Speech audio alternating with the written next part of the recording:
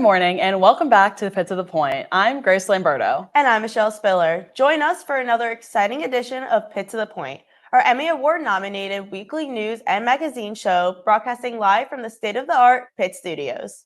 Get ready to dive into everything from the University of Pittsburgh to the heart of the city and beyond, covering national and international events, noteworthy individuals, and compelling stories. We're thrilled to bring back your favorite segments and introduce fresh features, including live reports that shine a spotlight on thriving activities happening across our diverse University of Pittsburgh regional campuses. Keep an eye out for our newest segment, Crossing Over a Pitt, showcasing the groundbreaking collaborations between different departments and schools, setting new standards for innovative teaching across the nation. We connect live with our affiliate high schools, offering a glimpse into their vibrant communities and initiatives. And of course, we'll continue to keep you informed about all the latest developments in politics, sports, medicine, and entertainment, from Pitt to the Point.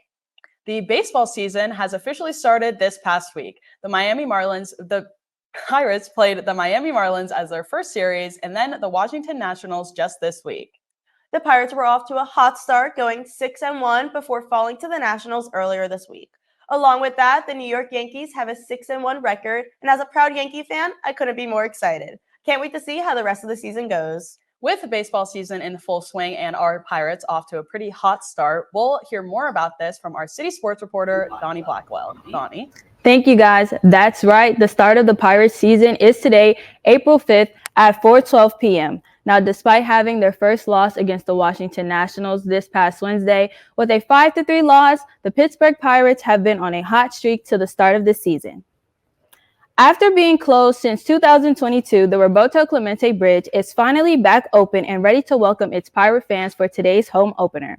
After being a main transport from the downtown area to PNC Park, fans had to make plenty of parking adjustments just to get to the games, and some businesses even noticed a major significant change during the bridge's closure. With the reopening of the Roberto Clemente Bridge, plenty of businesses are looking forward to the Pirates' home opener as they look for an increase in some of their sales. Historically, the bridge is closed for pedestrians, and there's a large crowd that gathers. Our expectations, however, for the summer are quite bullish because finally we're getting traffic back and forth across the bridge. We're quite excited for to see the benefit this year. I think people really did change their parking habits. When the bridge was open, there were many more people, I think, parking downtown and coming across the bridge. So we're quite happy. This will be the first time in about more than 4 years where we think it'll be kind of a normal circumstance as far as how we get car traffic and pedestrian traffic from the bridge.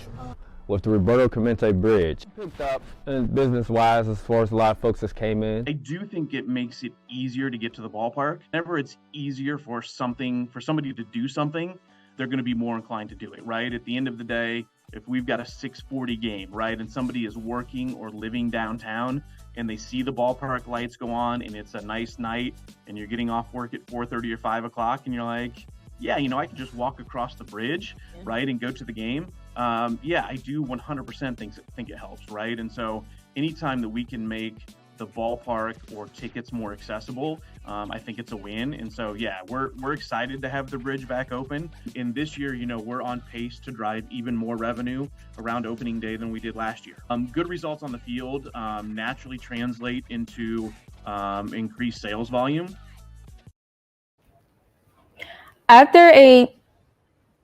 Following the Pirates opening day, the schedule proceeds as follows. They will play against the Baltimore Orioles today, April 5th through the 7th at PNC Park, then proceeding April 8th through the 9th against the Detroit Tigers here at home.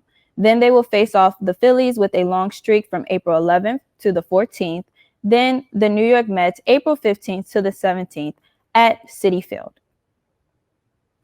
After a split win in a doubleheader against the Nationals this week, the Pirates are now 6-1, making them the first in the National Central League. Today, they will begin to face off against the Orioles that are 4-2 and who sit third in the American League East Division. Let's hope to see a win from our Pittsburgh Pirates today. For Pitt to the Point, I'm Donnie Blackwell. Back to you guys. Thanks, Donnie. The Pennsylvania primary elections are approaching quickly. The last day to register to vote is April 8th. The primary elections in Pennsylvania is Tuesday, April 23rd. The polls will open at 7 a.m. and close at 8 p.m. the same day. For those voters who are interested in a mail-in ballot or are in need of an absentee ballot, your application to do so must be done by April 16th. The deadline to turn in your mail-in ballot is the same as Election Day, April 23rd by 8 p.m. We discussed last week how Allegheny County was in dispute over how they would certify the validity of mail-in ballots, their plan being to have county representatives monitoring drop-off locations. Allegheny County leaders have officially decided to operate 5 stacked ballot drop-off locations in the 2 weekends prior to April primary elections. Voters will now be able to take their own completed ballot to any of the new locations or to the county office building. With the stress of the upcoming primaries, President Joe Biden has raised over $25 million towards his re-election campaign. We turn to political reporter Kayla Pattison for more. Kayla? Thank you, Grace. President Joe Biden broke the headlines with his re-election fundraiser last Thursday, March 28th. The star-studded event hosted former Presidents Barack Obama and Bill Clinton as they raised $26 million. President Joe Biden joined forces with former Presidents Barack Obama and Bill Clinton to raise money in hopes to be president for the second term consecutively. These three collected $26 million and gained 500 new donors last Thursday on March 28th in New York City. With an option for a more intimate experience, prices range from $250,000 to $500,000. Senior White House and political correspondent Ed O'Keefe talks about the impact that this fundraiser holds. 5,000 people have sold out Radio City Music Hall, just a few blocks from where you are in New York, to attend this event in person, and the Biden campaign has been selling tickets, so to speak, in order for supporters to watch virtually as well. But the reported $25 million haul, more than $25 million, they say, is the best one event total ever in American history. And if you're looking for comparisons, the State of the Union address earlier this month raised the Biden-Harris re-election campaign about $10 million in a 24-hour span. So to be able to do $25 million plus in one big event there in New York with the help of two of his predecessors is quite a reminder, frankly, that while he may be trailing in the polls, the president's having no problem collecting cash from supporters as they prepare to use that money to convince just enough voters in 6 or 7 swing states to head their way. In totality, the Biden campaign and the Democratic National Committee have nearly $100 million in cash. Although Biden and the National Democratic Committee have a lot of cash in their bank account, Donald Trump is on their tails to devise a plan to raise millions on his own, specifically this weekend at his Palm Beach estate in Mar-a-Lago. For Pitt to the Point political reporter, I'm Kayla Pattison. Michelle, Grace? Thanks, Kayla. Our Pitt News segment fills you in on what's happening at the University of Pittsburgh. This week, we have the latest on Pitt's transgender working groups, the upcoming Bigelow Bash, and freshman guard Bub Carrington's recent declaration for the NBA draft. Take a look.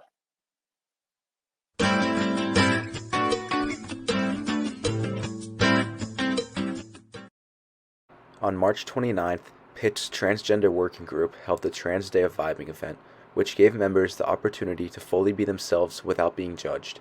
At the event, an organization called Dress for Success was there to provide clothing for people in any form of transition.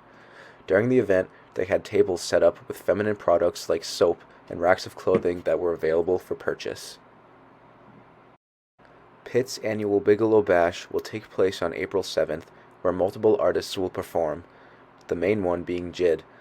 But La Tyler, My Favorite Color, and Pitt Factor winner 957 will also be present and will perform. Pitt Program Council members are working hard to make sure that this year's experience will be one to remember.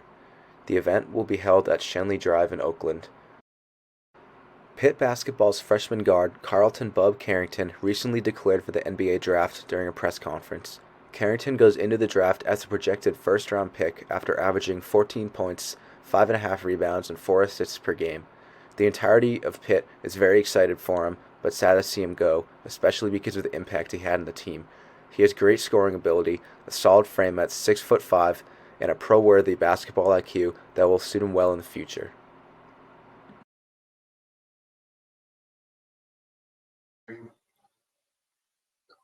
Bigelow Bash is one of the most fun events on campus, in my opinion, so I'm very excited. Stick around because when we come back, we have the scoop on the upcoming solar eclipse. That's right, Grace. Our City Beat reporter got a chance to talk with an expert from the newly renamed Carnegie Science Center, the Cayman Science Center, to tell us all about the solar eclipse. You don't want to miss this. Don't go anywhere.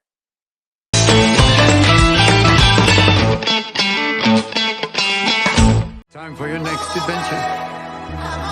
No idea what I'm going to do tomorrow. How exciting.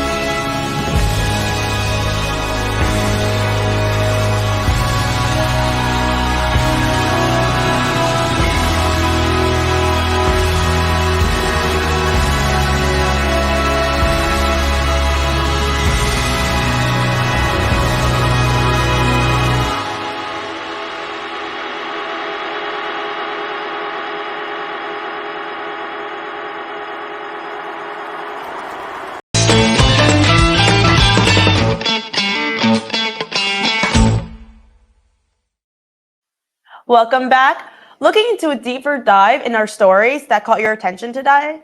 Well, take a further look and look at our website. Visit pittothepoint.com for clips from today's show and in-depth articles covering the topics that pique your interest. And stay connected with us on social media platforms like Instagram, TikTok, Facebook, all under the handle of Pitt to the Point. Follow us for behind-the-scenes footage and more from our talented crew. Don't miss out and join the conversation online. Stay informed with Pitt to the Point. The solar eclipse is coming up on Monday, April 8th. To celebrate this event, the newly named Carnegie Science Center, the Cayman Science Center here in Pittsburgh, is hosting what they call Eclipse Extravaganza. Our City Beat reporter, Claire Don-Ellen, is here with an expert in solar eclipse from the Science Center. Claire? Thank you, Grace and Michelle. Good morning. So Pittsburgh is just barely out of that path of totality, but that doesn't mean we are going to miss out on this spectacular show in the sky. The 97% of the sun will be covered up by the moon, and we're going to be perfectly in view for that deep partial solar eclipse. And I learned all this and more when I took a trip to the Carnegie Science Center and spoke with the staff in the planetarium about the rarity, wonderment, and safety precautions you all need to know when viewing the eclipse. That is my official role here. I'm the museum's eclipse expert and I know lots about it. So a total solar eclipse happens every 1 to 2 years. What makes a total eclipse rare is that it may not occur in the same area for up to 400 years. People in Pittsburgh, we really probably won't experience a total solar eclipse until like 2144. And so when we say like this is a once in a lifetime event, for some of us it really is in our own like neck of the woods. Now if you are an avid traveler, if you want to go on a cruise, like there's an eclipse in 26, 27, like every year to 2 years. But to have it be so close to where we live is where it gets really unique. So we are in Earth orbit looking at the path of totality for the total solar eclipse on April 8th of 2024. You can see there our sun, and that blue line tells us where the umbra or the strongest part of the moon's shadow will be, and then that pink line will show us the outer bounds of totality. So the path of totality is a pretty wide swath. It goes about 100 miles wide, and it starts in Mexico, cutting through Texas, Arkansas, parts of Illinois, Indiana, Ohio, Pennsylvania, New York, all the way through to Canada. Here in Pittsburgh, unfortunately, we are not in the path of totality. We are a few hundred miles away. And here we'll be experiencing more of a deep partial eclipse. Our home location of Pittsburgh, you can see Mount Washington there. So we're going to do that same animation and see what we're going to see on April 8th. So we see our sun, and it's really important we're wearing glasses the whole time because we are going to be at 97% totality here. And then we can see the moon pass right in front of our sun there as we reach that max eclipse somewhere in between 2:30 and 3:30 in the afternoon. It'll look very different from max totality. This is in that same area of Mexico where we saw it make landfall, and we can even zoom in to get a better look of what we'll see in an eclipse. So we see the moon fully blocking the sun's light, and we see that beautiful corona, that's the sun's outer atmosphere. And this is one of the few times we can really see it without the sun, blinding us. You want to make sure that you have the certified solar eclipse glasses. They have filters that are hundreds of times stronger than your typical sunglasses. Whenever you are using them, you should be able to look at like a normal light and it should be completely black. Like you shouldn't be able to see through it at all. In order to make sure that you have good certified ones, there's actually an insignia called ISO. They are the ones who have certified solar eclipse glasses and make sure that they are the safest quality. You have to just make sure that you can trust who you're purchasing them from, and then double check. Usually they have an address on like who manufactured them. I say Google the manufacturer and see, did they actually, does it line up and match? And then it has like a special filter number, which is like 12123-2. And so, if you have all of those things, you should be good to go. When in doubt, leave it out is my motto. And so there are other ways to safely view an eclipse, not by staring at the sun, but by using the sun's shadow to see the cast on a ground or in a viewer. And so on our website, we have a cereal box pinhole viewer. You can actually probably find a bunch of different variations, but you stand behind the sun, so the sun rays are coming through a little pinhole, and you can see the projected sun shape inside the cereal box. We're celebrating space and astronomy, and having a worldwide national event really helps us to make those connections and make science fun. Frederica for showing us around the planetarium and telling us all about the eclipse. And if you want to view this once-in-a-lifetime event the right way, head over to the Carnegie Science Center for the Eclipse Extravaganza. There'll be lots of fun ways to enjoy this eclipse. And I want to be sure to let you all know that I have my glasses and I'm ready to safely look up to the skies. For Pitt to the Point, I'm City Beat reporter Claire Donnellan. Michelle, Grace? Thank you, Claire. The eclipse is our star topic this week, and with this being such a special event, a graduate of Harvard University has created a device which allows even those without sight to experience the event. Our business and technology reporter, Isabella Romeo, has more. Isabella? An innovation is introduced to revolutionize solar eclipse experiences. The Light Sound Box, invented by Harvard astronomer Alison Birla in collaboration with blind astronomer Wanda Diaz-Merced, translates light into sound. Designed to make celestial experiences inclusive, it is about the size of a paperback novel and can be experienced through headphones or its built-in speaker. The world in the last few years, Harvard astronomers Alison Birla and Wanda Diaz-Merced were looking to make these experiences more accessible to the blind. The intention was to make eclipses more accessible to the visually impaired communities. The first prototype for the device was created back in 2017 in Harvard's Science Demonstration Lab. Ever since then, many modifications have been made. Some of the most notable revisions ever since 2017 solar eclipse were when in 2019 the device was further redesigned for improving sound quality, and especially last year where instead of having wires, they decided to formulate the sound device with a circuit board. So the structure of the device, it looks like basically, as you see, a smartphone-sized box with headphones and a speaker for audio that's especially built for instrumental music. So the main function of light sound is utilizing a technique known as sonification, which translates any sort of light into musical sound. Made and have been given to various countries for their eclipses events, such as the July 2nd, 2019 solar eclipse that went across Chile and Argentina, which was able to distribute 20 devices. The goal to distribute more than 750 devices across North America, the Harvard Astronomy Lab has already distributed 200 newly developed devices just in time for Monday, April 8th solar eclipse. Thanks to these two astronomers, the wonders of the sky are now available to everyone. From Pitt to the Point, I'm business and tech reporter Isabella Romeo. Grace, Michelle?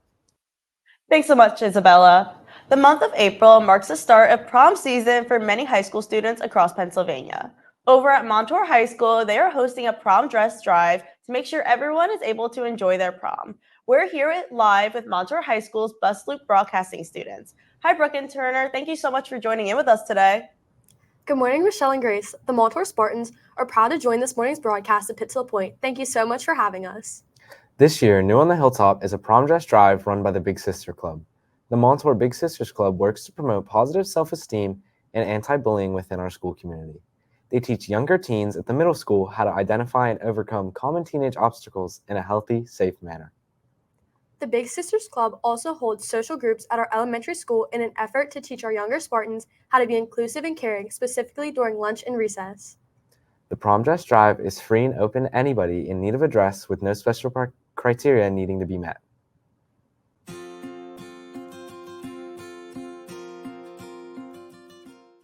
I'm Olivia Caputo. I'm Ella Doherty. I'm Grace Olivani. And I'm Mia Pravacek. And we are the Big Sisters.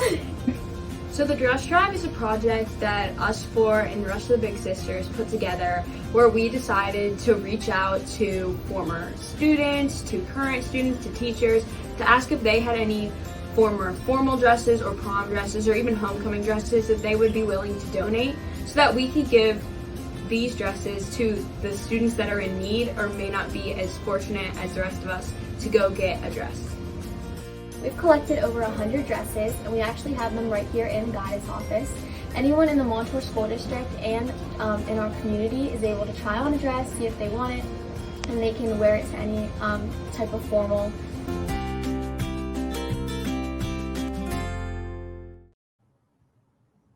All available prom dresses are held in the counseling office, and shopping is confidential. Students can simply set up an appointment to find the perfect dress for this year's prom. From Montour's Hilltop campus, I'm Brooke Border. And I'm Turner Segner. Thanks for joining us this Friday morning. Michelle and Grace, back to you. That is so awesome, guys. So when I was in high school, not too far north of you guys, we did the same thing, and it was lovely to see my school making sure everyone got a chance to enjoy their prom. Is this something Montour's done for a few years, or is this a new idea? This is the first year for Montour's Dress Drive. One of our school counselors, Mrs. Valleco, was inspired by other schools with similar programs and helped the Big Sisters Club to implement it here. That's awesome. What are some other events that the Big Sister Club puts on? The Big Sisters Club holds assemblies at all of our schools throughout the district to showcase positivity, self-esteem, and other mentoring activities. That sounds awesome, guys. Well, thank you guys so much for joining us. Thank you. Thank you. Each week, we take a look at a Panther alum and what they're up to after graduation. This week, we take a look at a graduate in the class of 2020 who has gone on to start a business with specializing college gear. Check it out.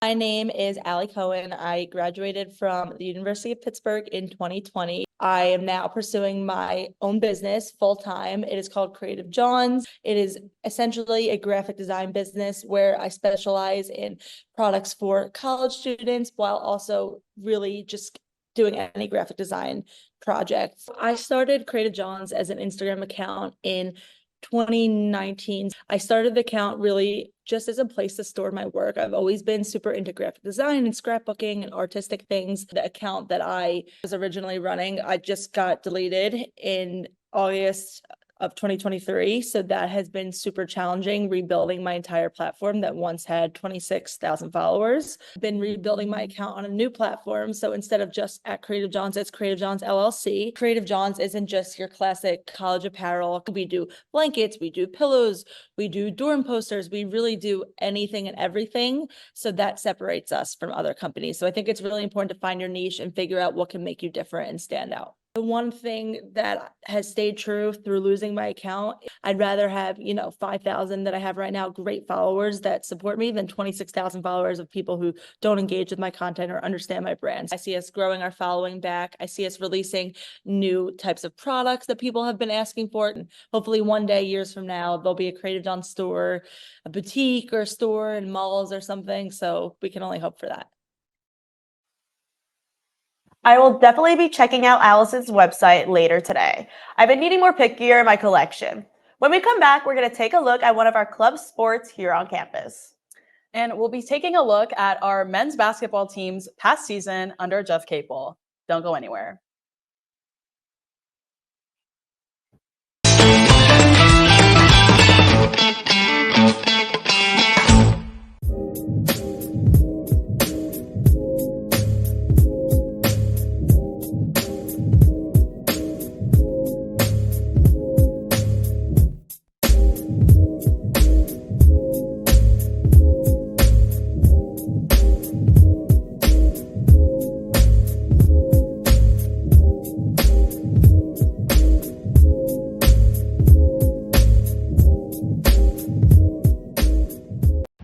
They come here, forged in the spirit of change, pushing to answer the questions, and then questioning the answers, embracing each challenge as fuel for reinventing the world. Because here, leadership, courage, creativity, innovation, and progress are always in progress. The University of Pittsburgh, forge ahead. And we welcome you back. It has been Storm City here in Pittsburgh this week with flooding all over the streets. Lucky for us, it's looking like Saturday and Sunday will be on the drier side. Yeah, the rain has really been ruining my walks to class, but I'm glad that we're going to be having some clear skies this weekend after some more rain today. With the college basketball season soon coming to a close, we take a look at the season with our Pitt Panthers men's basketball team and their incredible performance under head coach Jeff Capel. We'll go to Pitt sports reporter Aaron Clark with more. Aaron? Thank you, Grace. Well, the Pitt men's basketball team wrapped up their season a few weeks ago when they fell to the University of North Carolina Tar Heels in the semifinals of the ACC tournament, 72-65. Then just a few days ago, freshman guard Bub Carrington announced that he will declare for the NBA draft. I had the pleasure of sitting down with head coach Jeff Capel yesterday to hear his thoughts on his 6th year coaching at Pitt and how to move forward with the losses of a few star players. Basketball head coach Jeff Capel. Coach, congratulations on wrapping up your 6th year coaching here at Pitt. I mean, just a remarkable turnaround the past 2 seasons. I mean, back-to-back 21 seasons, 4th seed in the ACC tournament this year. Did you have any overall thoughts on the season, any group goals that you started out with this group and those that you achieved? Yeah, well, first and foremost, thank you, and it's an honor to be on with you today. We're really proud of our season. I thought we got better. The biggest goal was to get better.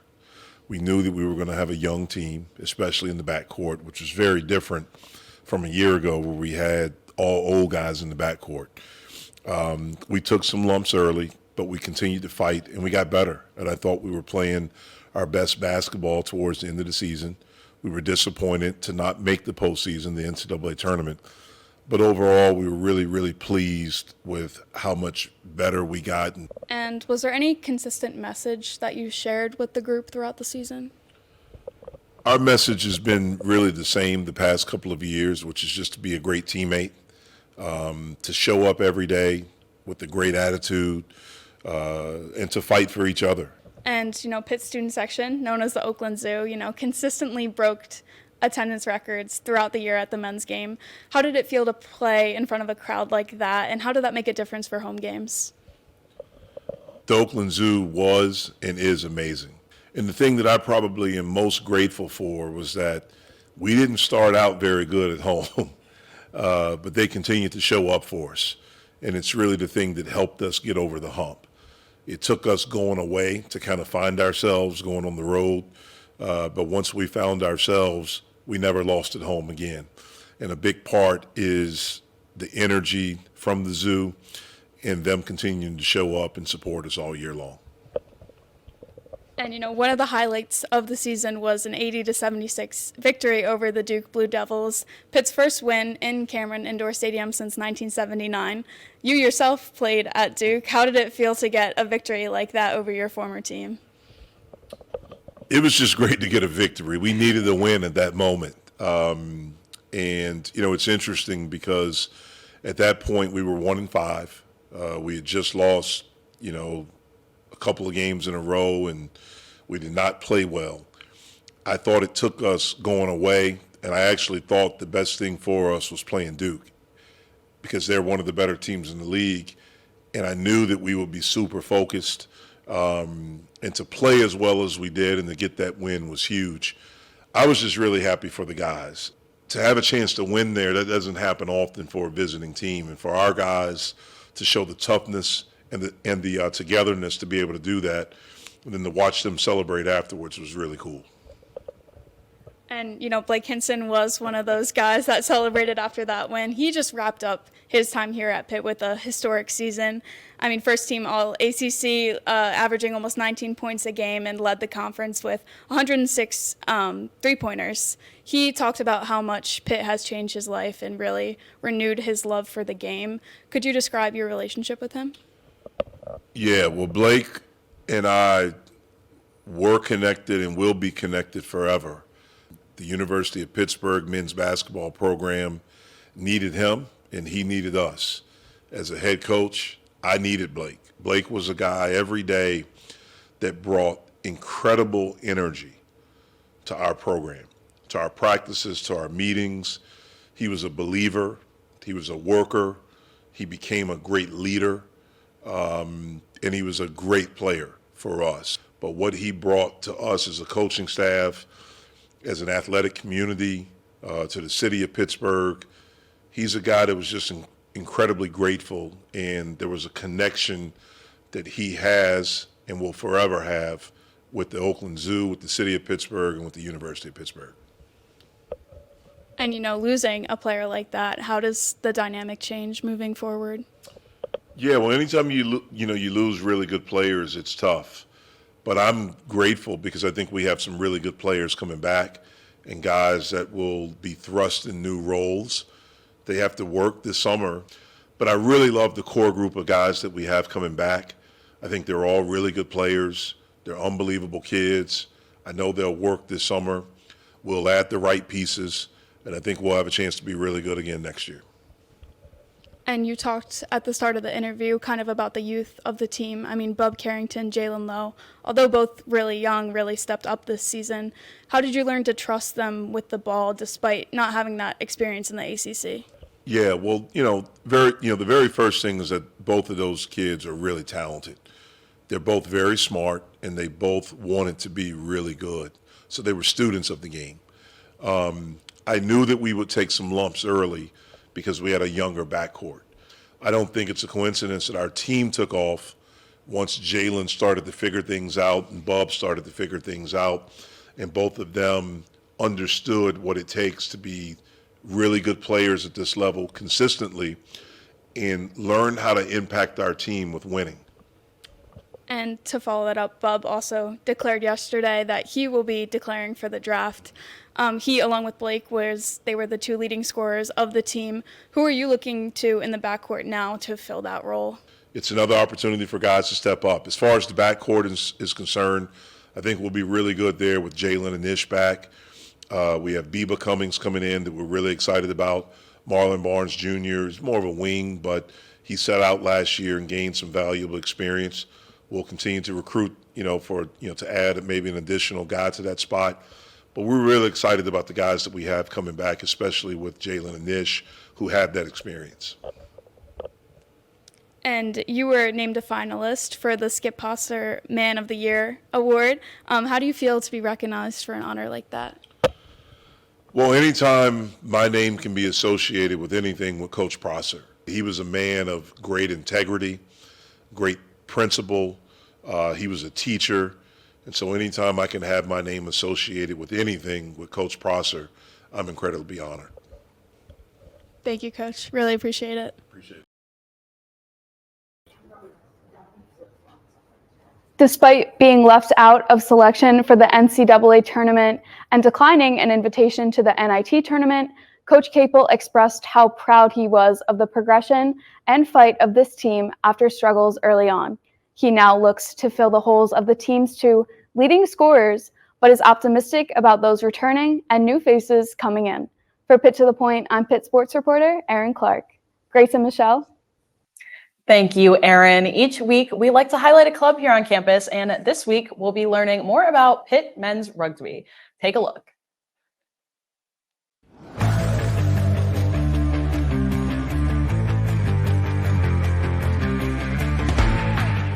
Rugby is a worldwide sport that takes stuff from soccer and football and puts it all together, where you pass the ball to your teammates only laterally, and you have to try to get it into the end zone just like football, but you can also kick it whenever you want and chase it down and try to score, just like football, but there are no pads. All you need is a mouth guard.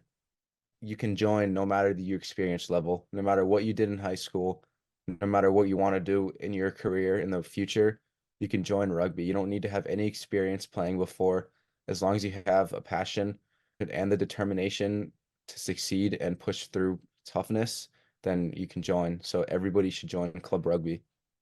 We have a network of alumni, people on and off the team that are still involved.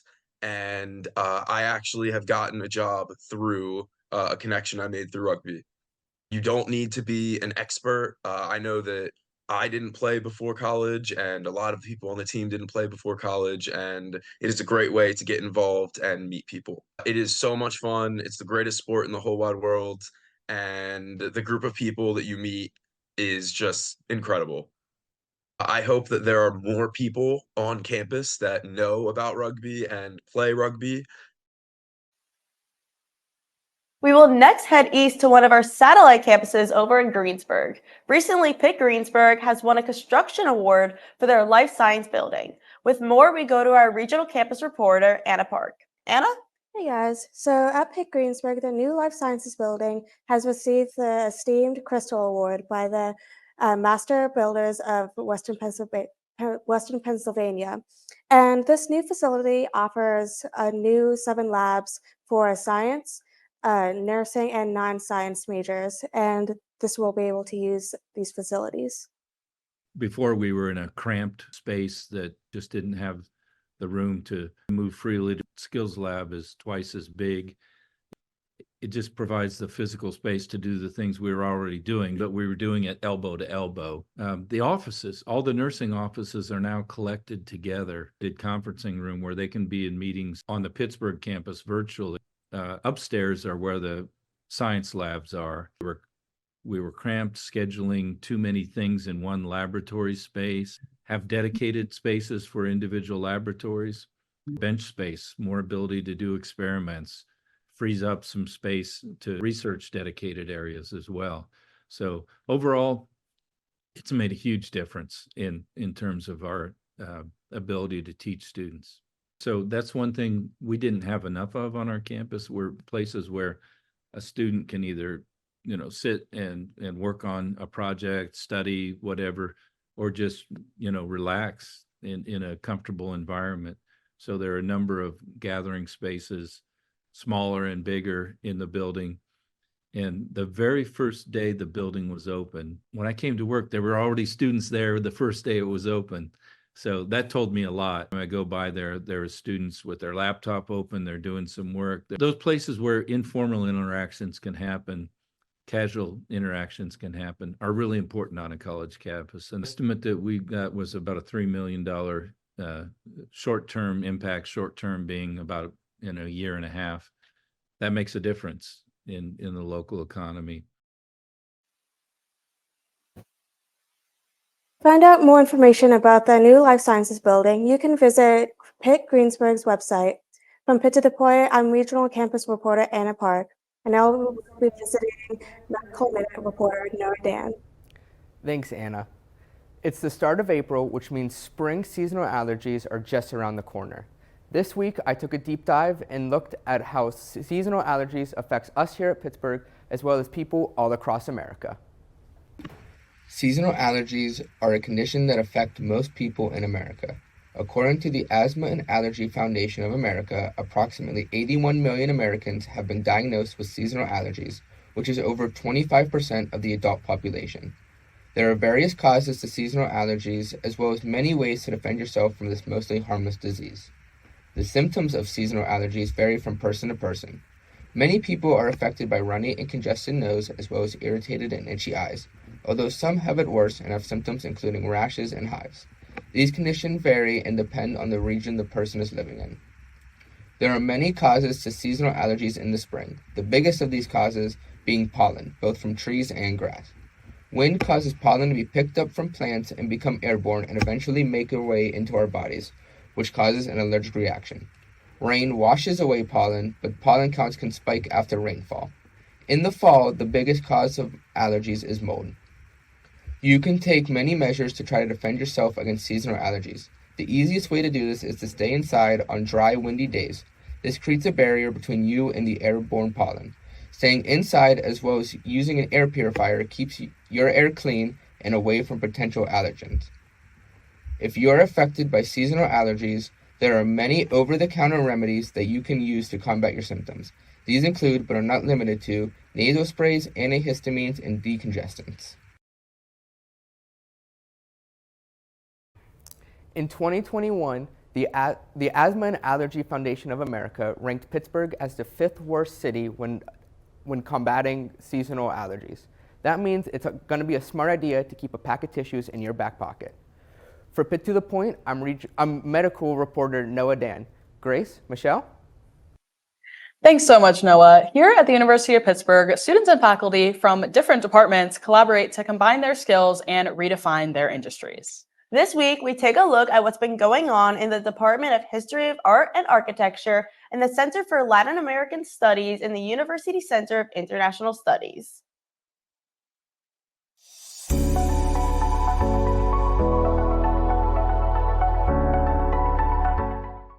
Specifically, my research is exploring the Hiker, which is a statue made by Alan George Newman in 1925, placed right outside Frick Fine Arts Building, looking towards Shenley Drive. The statue commemorates the soldiers who went and participated in the Spanish-American War. That would end in the transfer of power, of colonial power of the Philippines, Puerto Rico, and some conversations with Cuba from Spain towards the United States. I'm looking at how this monument can help us program anti-colonial and decolonial studies for undergraduate students and beyond the Pittsburgh school community. I'm currently working this research under the mentorship of Dr. Jennifer Justin and Dr. Kirk Savage. Dr. Jennifer Justin is focusing on Latin American art, and Dr. Kirk Savage focuses on monuments of the United States. So how this object is not just found on the Pittsburgh campus, it's found all through the United States. And these constellations are what pushes me to do interdisciplinary work and doing work with different departments within the university.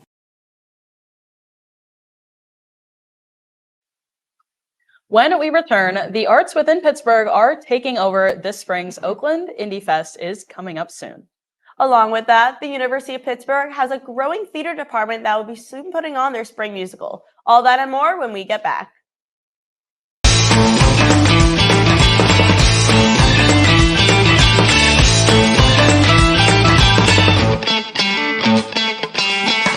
Welcome to the University of Pittsburgh. We're here in the Cathedral of Learning, which, if you can imagine being here in the grand historic building. I'm a time when I strive for the greatness, yeah. You can't stop me now. I just wanna stop my family. We running up, we can't lose you. I walk a mile in my shoes, yeah. There's nothing So that what I do you can't think? do, yeah. What do you think? Hail to Pitt. Hail to Pitt. Here, progress is always in progress. Proud member of the ACC. We are the University of Pittsburgh, forged in a blue-collar city with gold standards, where innovators, researchers, thinkers, and healers are always reaching for new heights.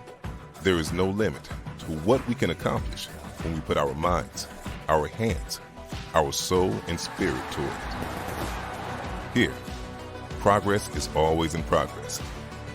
Hail to Pitt. Proud partner. Welcome to the University of Pittsburgh. We're here in the Cathedral of Learning. Imagine being here in the Commons Room or Nationality Room.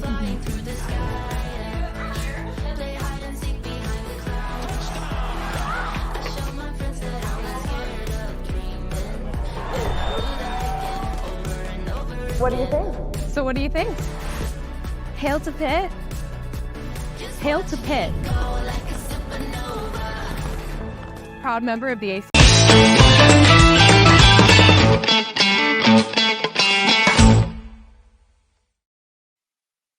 Welcome back. Oakland Indie Fest will be returning for a second year with lots of local bands. For more, we turn to our entertainment reporter, Jordan Sapp. Jordan?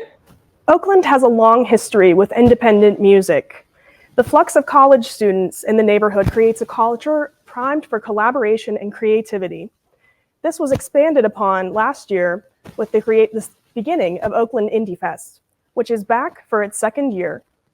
Oakland Indie Fest was a festival we started last year. It was an 11-hour music festival we held following the derailment in East Palestine. And I really wanted to host a festival where we could raise money for them. We had organizations from East Palestine that came and spoke. We ended up donating $3,000 to the East Palestine School District, the Way Station, which is a nonprofit that works on getting clothes, food, rent support. This year, this is the perfect event to help raise funds to try to give Oakland its own permanent venue. Specifically, it'll help cover a stage. We're gonna get some nice curtains. We'd be able to hang speakers from the ceiling. Basically, renovations needed to turn an empty space into a music venue. We're all co-founders of Post Genre, and it's like the three of us who are making most decisions. At least two of us. Yeah, that's kind of how it rolls. Is, two people to press the button. Yeah, two people press the button, and then we're good. Post Genre is way more than just the three of us. We have over 30 very active people on our team helping with everything from content creation, photography, videography,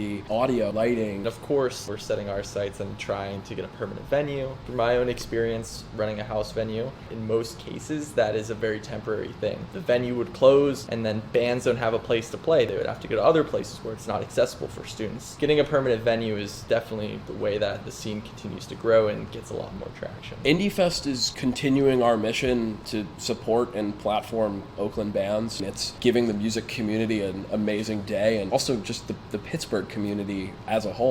There's something really cool just about playing an outdoor set on a hill. Hopefully it'll be a nice day and the sound will be great on stage and all the bands will be able to hear what everyone's doing up there, and they'll just get to play some great live music. If you want to see Oakland Indie Fest for yourself, it's taking place Saturday, April 20th at Flagstaff Hill from noon to 11 p.m. With funds from this event, hopefully Oakland can achieve a stable home for music amongst its current transient house venues. For Pitt to the Point, I'm entertainment reporter Jordan Sapp. Back to you. Thank you, Jordan. The University of Pittsburgh's Theater Arts Department puts on a musical every spring. This coming weekend, they will open their spring shows of Spring Awakening. We'll hear more about this from Pitt Beat reporter Natalie Silverman. Natalie? Pitt's Department of Theater Arts is gearing up to put on its latest production. Starting tomorrow, you can catch the Tony Award-winning musical Spring Awakening at the Charity Randall Theater. They announced that the show was Spring Awakening, which my friends and I just obsessed over a lot in high school, so I knew I had to audition. It wasn't a choice. I've always loved stage management. It's what I want to do even after I graduate, and I was super excited to join the Spring Awakening team because it's such a great production, it's a great cast, it's a great crew, and I love musicals, so being backstage is so much fun for me. Honestly, I didn't start doing theater until last semester, and I had an absolute blast with it, and so I figured I might as well throw my hat in the ring again, and I got lucky enough to be cast in this one.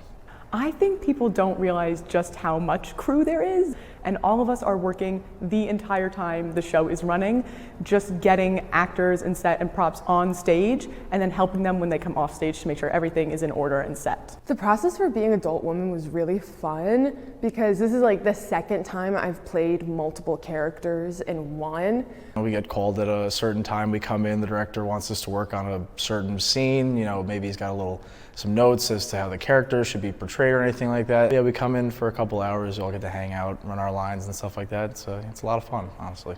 We've been working on this show, at least from the stage management perspective, since winter break. And then I am in every single rehearsal from the first read through to strike. I'm a junior in college. Life is stressful. Sometimes I don't want to be a junior in college. So this gives me a chance to forget about everything else going on in my life and do the thing I love and act and perform and wear fun costumes and be on stage. Seeing all the work that we've put in, come to fruition. At the end of the day, we get to put on a show and people seem to enjoy what we do. The University of Pittsburgh's production of Spring Awakening opens tomorrow and runs till April 15th. Tickets are $25 or $15 with a student ID and can be purchased either online or at the box office. Hope to see you at the theater. With Pitt to the Point, I'm Pitt Beat reporter Natalie Silberman. Grace, Michelle? You guys. Thanks, Natalie. When we come back, the state of Pennsylvania has recently named their state candy. You won't want to miss this. And we'll also be turning back to our city sports reporter for more on the Pirates season. Stick around.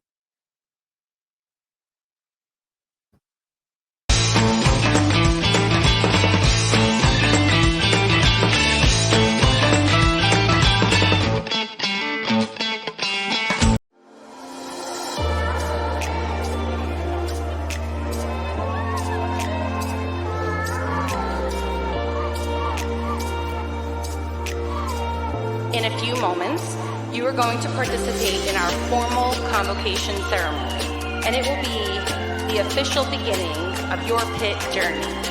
Academic traditions have a long history, and with this ceremony, you will become part of that history.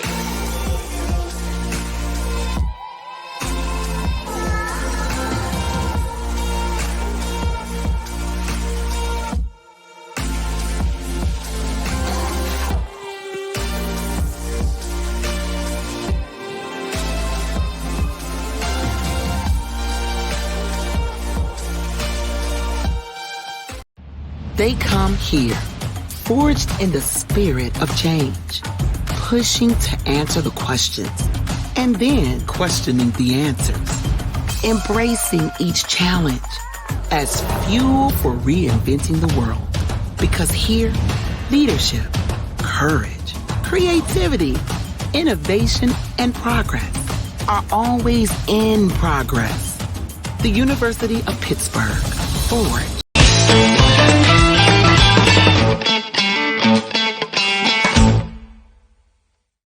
Welcome back. Looking to dive deeper into a story that caught your attention today? Well, look no further than our website. Visit pittothepoint.com for clips from today's show and in-depth articles covering the topics that pique your interest. And stay connected with us on social media platforms like Instagram, TikTok, and Facebook, all under the handle Pitt to the Point. Follow us for behind-the-scenes footage and more from our talented crew. Don't miss out and join the conversation. Stay online and informed with Pitt to the Point. I don't know about you, Grace, but I love to travel. Pittsburgh was just named the top global travel destination in the new National Geographic publication. If you're looking for someplace to travel for a spring vacation, Pittsburgh might just be your place. Being from the area, that comes as no shock to me. We'll turn back to our city sports reporter, Donnie Blackwell, for more highlights of the Pirates' amazing start to the season. Donnie?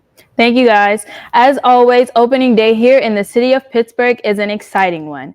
To open up the game here today at PNC Park, Cabrian Hayes will be presented his 2023 Gold Glove Award, making him the first third baseman and the first Pirate to win this award.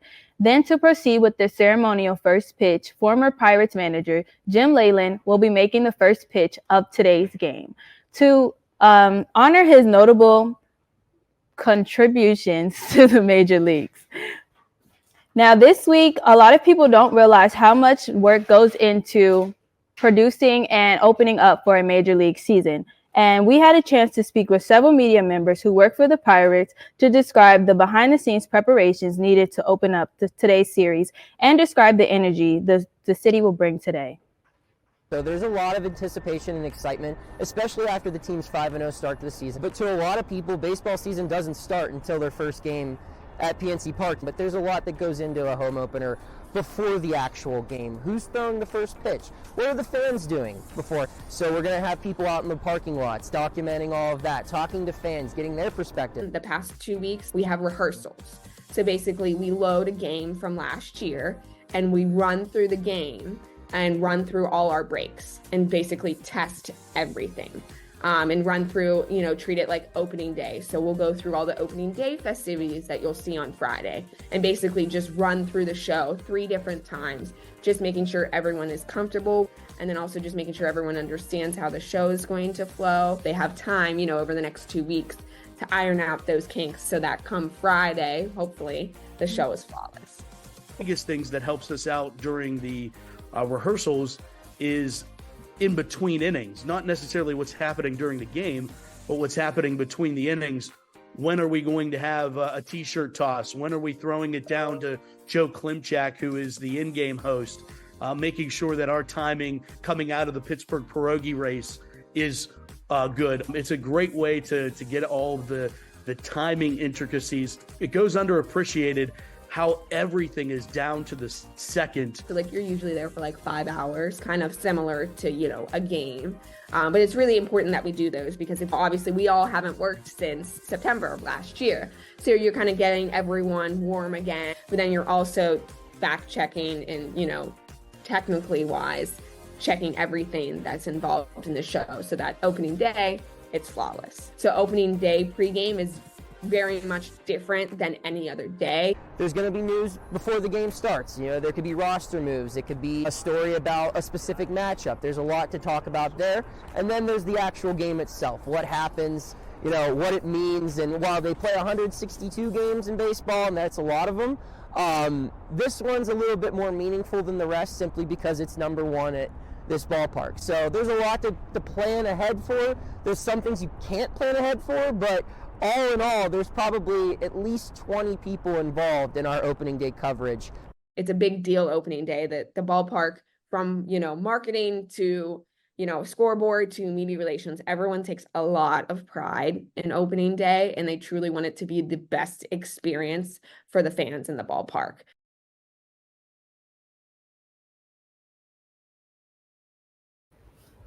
Again, the Baltimore Orioles will be facing the Pittsburgh Pirates today from April 5th to the 7th at PNC Park. Then heading to April 8th through the 9th against the Detroit Tigers at home. Then they will face the Phillies with a long streak from April 11th to the 14th away. Then the Pirates will face against the New York Mets from April 15th through the 17th at Citi Field. A reminder, today's game starts at 4:12 p.m., so make sure you all are in your seats. For Pitt to the Point, I'm City Sports reporter Donnie Blackwell. Thanks so much again, Donnie. Lawmakers in Pennsylvania have recently advanced a bill that will make Hershey's Kisses the official candy of the state. Seems fitting to me as Hershey Park is right here in Pennsylvania. This comes after the state representative claims that the Kiss has strengthened the region's economy in unparalleled ways. Grace, what's your favorite kind of Hershey Kiss? You know, during Christmas, they have a candy cane flavor, and my parents always get me a bag of them. I love those ones. Don't forget, Pitt to the Point airs every Friday morning at 8 a.m. on the University of Pittsburgh's website, as well as pittothepoint.com. And in case you miss us Friday morning, you can also watch a rerun of the show on Saturday morning at 10:30 on CBSN. That's KDKA's streaming platform. Make sure you tune in. Well, it looks like we have reached the end of the show today. It looks like our to-do list will be planning a trip to Hershey Park. Absolutely. I was thinking the same thing. I'm thinking that we try every single flavor of Hershey Kisses. That is a great idea. I'll find a spot in my schedule for it. Well, Michelle, it looks like we have covered everything, but don't worry, this isn't goodbye forever. You'll be seeing us more the next 2 weeks. That's right, Grace. Be sure to tune in here at the same time and place next week to hear more of the latest news. And be sure to tune in to CBSN on Saturday morning at 10:30 for a re-air of today's show. From Pitt to the Point, I'm Michelle Spiller. And I'm Grace Lamberto. Thanks for tuning in. Bye.